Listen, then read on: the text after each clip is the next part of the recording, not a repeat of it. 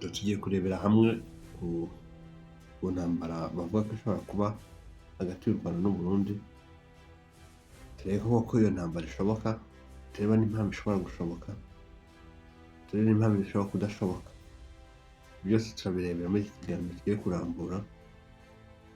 Niba utarakora subscribe uri kuyikore hasi aho YouTube channel tubibutse ko Education Official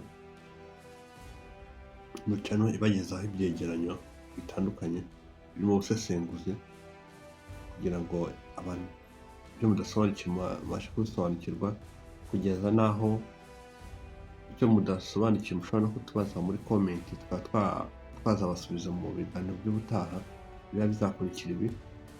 Kuko buri comment yose mutwandikiye tuyiha agaciro, kuko n'ikimenyimenyi hari ibiganiro byinshi twagiye dukora tugendeye kuri comment mwatwandikiye, natwe tugenda tubasubiza mu kindi kiganiro cyagendaga gikurikira bitewe n'igihe comment yandikiwe. Banyihanganira ijwi ryanjye ntabwo rimeze neza, harimo ikibazo cya grippe, ariko nzi neza ko tugiye kubana kandi turabana neza, hari byinshi biri muri busobanukirwe. Iki gihugu cy'Uburundi rero ni igihugu gihana imipaka n'ibihugu bigera kuri bitatu: Congo Kinshasa, Tanzania n'u Rwanda. Kikagira uruhare runini ku mipaka y'u Rwanda.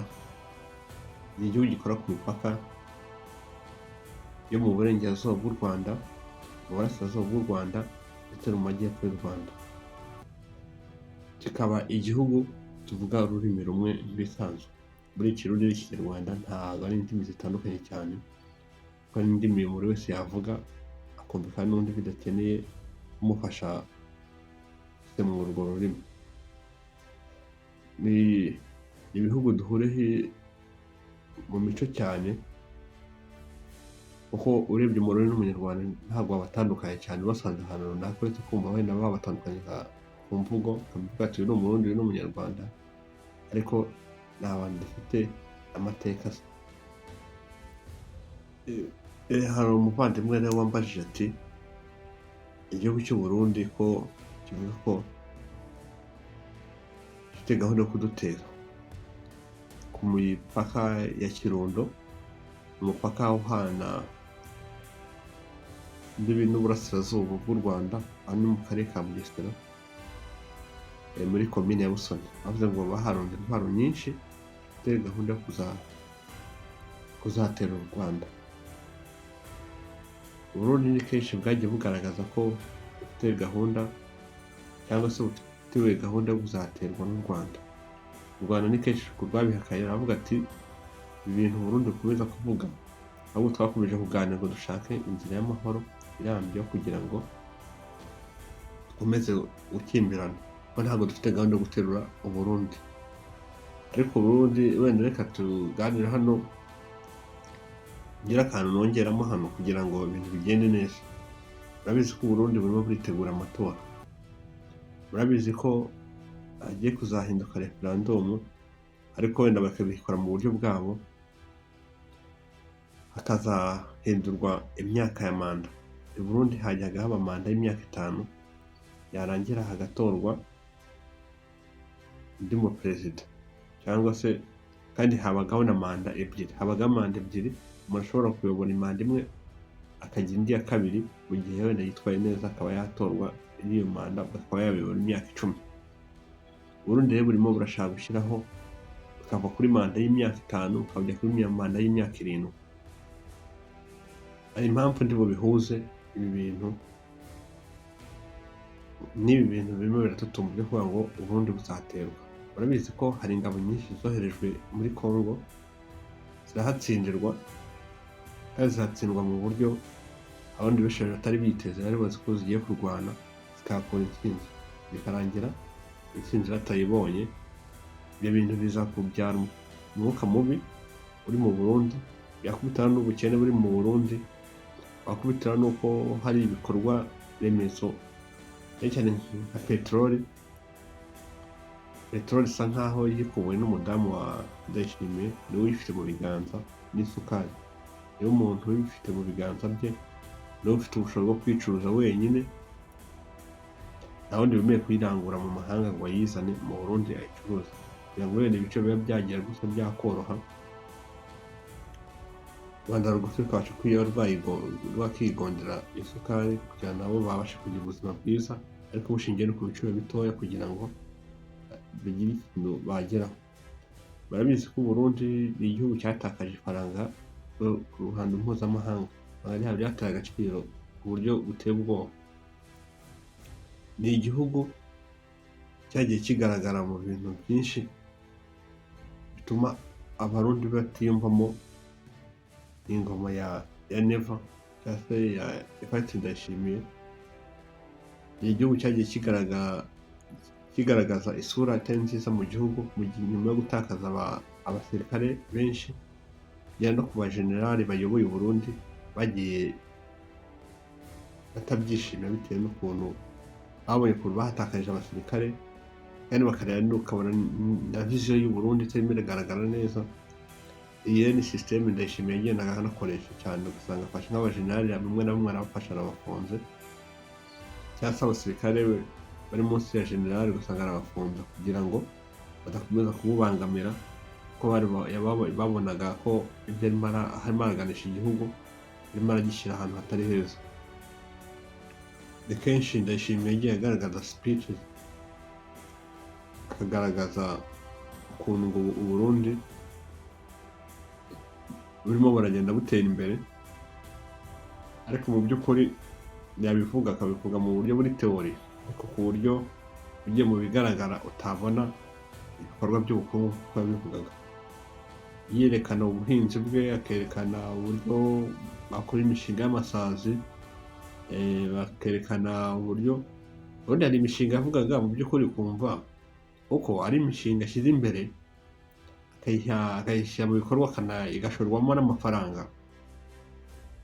Ni imishinga kuko ishobora kuba yatanga umusaruro ku gihugu cy'u Burundi ndetse n'abarundi muri rusange, ariko uburyo bwo kubishyira mu bikorwa ntabugaragaza. Urumva urabwira umuntu ngo nakora ibi, yego nibyo urabivuze, wenda ni umushinga wenda w'amasazi ntabwo nabaga nzi ngo gusa iborora ayo masazi azabungura iki, ko yagiye abereka avuga ati naho wampa 300 ku kiro ngo ntabwo naguha ikiro cy'amasazi, ariko mu by'ukuri agaragarizaga inyungu abaturage arase baramutse ayo masazi kuko bayoroye. Nuhe mushoramari uzaza kuyabagurira, ese nicyo azayakoresha kizabazamura ku buryo n'uwanashora muri uwo mushinga ariko yaba afite ukuri k'uburyo amafaranga azagaruka. Yagiye yerekana voka, gusa hari ikiganiro ejo narimo ndeba basuye intara, sinibuka neza iyo ntara, ariko hari umushoramari w'umuhinde ugiye kujya ufata voka akazihinga akazishora mu mahanga. Ubwo yaje gusanga muri Amerika voka ihagaze $5, mu gihe Burundi ho ihagaze amafaranga agera ku ijana y'amarundi, bivuze ngo ni munsi gato y'amafaranga 50 y'amanyarwanda. Bivuze ngo urumva iyo voka irahendutse, urumva ashobora kuba yishora mu mahanga, ariko nanone ntirengagize ko abo mu mahanga bakeneye voka nibyo, ariko wibuke ko n'ibihugu bituranye harimo Congo, harimo Urwanda, harimo n'ibindi bihugu bitandukanye. Izo voka nazo zije akazisoshora mu Rwanda nazo zagura, kuko na voka mu Rwanda nazo zirahenze. Ntabwo yigeze abura isoko ku buryo yajya gushakira isoko kure y'abakiriya be bamwegereye. Wenda tugarutse kuri iyi manda, kuri ibi bintu bijyanye n'amatora, harimo hariyamamariza abayobozi bari munsi bita imitumba, ariko nanone haba hategurwa n'amatora ashobora kuzaba CNDD ishobora kumurika umukandida wayo akaba yatorwa nta wundi, n'ubundi uziyamamaza ni perezida uriho n'ubundi Evariste Ndayishimiye, n'ubundi azakomeza yamamaze, ariko iyi ni strategy yo kugira ngo Ndayishimiye azatinde ku buyobozi, hanyuma abaturage bakomeze n'ubundi ibibazo bikomeze binanirane, ariko nanone bitegura ngo afite ngo n'umutwe umurwanye uri muri muri Congo. Muzi ko hari umutwe bita Red Tabara wigeze kwiyomora ku Burundi mu mwaka wa 2015 nyuma yo guterwa kudeta mu gihe cya perezida wabanjirije Ndayishimiye Nkurunziza, kubera umuperezida wayoboye imbere ye, ariko aza kugira gutya amutera kudeta ari Tanzania. Ibi byose kuba baramuteye kudeta igasa nk'ipfuba, hari ibintu byinshi bitagendaga neza mu Burundi, cyangwa se hari ukuntu batumvikanaga n'abajenali babo cyangwa se n'ubuyobozi muri rusange bw'u Burundi. Hari byinshi babonaga badahuza mu iterambere bifurizaga u Burundi. Kandi ikindi cya kabiri, buriya ikintu cyitwa ubukungu ni ikintu gikomeye cyane ku bihugu. Buriya igihugu kitita ku baturage mu buryo bw'ubukungu biragoye kuba nabo hari ikintu yagera, kuko buriya ikintu cyitwa ubukungu ni ikintu gishobora gutuma abaturage batuza. Iyo hari ubuhinzi buteye imbere, ubworozi buteye imbere, abaturage babona imirimo ku buryo bworoshye, ni ibintu bishobora gutuma yibagiza abaturage mu buryo bwa kudeta se cyangwa mu buryo bw'imyigaragambyo. Turabashimira, reka ndeke kwizirika mu magambo, naho ubutaha turongera tubahe ikindi kiganiro. Ariko wowe utarakora subscribe, nyaboneka ujya muri comment kuri subscribe utwereke ko mudushyigikiye, hanyuma mutwandikire ku kindi kiganiro twazakoraho ubutaha, mugendeye kuba hari byinshi bimwe na bimwe mudasobanukiwe. Aho ubutaha tugiye gukomeza mu kanya ikiganiro cyo muri South Africa, nayo hari ikintu Julius Malema yasubije byavugiye muri Amerika, Cyril Ramaphosa mu gihe baganiraga na Donald Trump.